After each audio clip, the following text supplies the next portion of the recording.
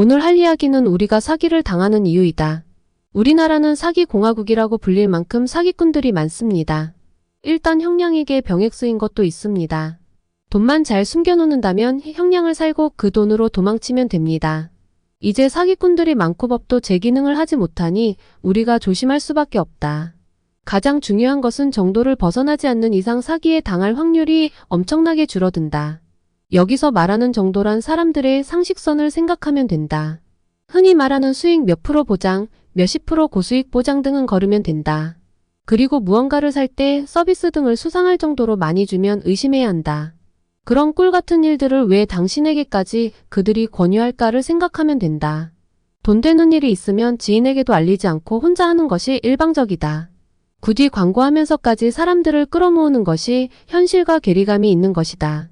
우리가 생각하는 이자보다 서비스보다 높게 진행한다면 의심하세요. 그리고 낌새가 이상하면 투자를 돈을 넣으시면 안 됩니다. 이것만 해도 지금 일어나는 사기의 대부분을 방지할 수 있습니다. 그리고 두 번째는 의심을 하는 것입니다. 사기 중에는 옛 지인들이 찾아와 투자를 권유하고 돈을 갖고 도망치는 일들도 많이 일어난다. 사람들이 사는 곳에서 의심하라는 말이 조금 불편하게 들릴 수도 있습니다. 하지만 자신의 돈을 지키려면 사람을 어느 정도는 의심해야 합니다. 특히 돈 관계에 있어서는 어떤 관계든지 철저하게 해야 한다. 그래야 뒤탈이 없고 나중에 피곤하지가 않다.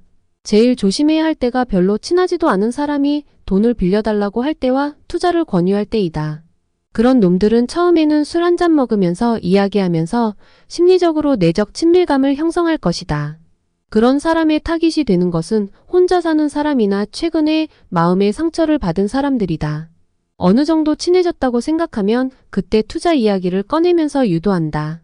이제 친구라도 생각한 사람들은 별 의심 없이 돈을 투자해준다. 물론 전문가들이 작정하고 사기를 치면 당할 수밖에 없습니다. 특히 전세에 대한 것은 전문가들도 속고 있습니다.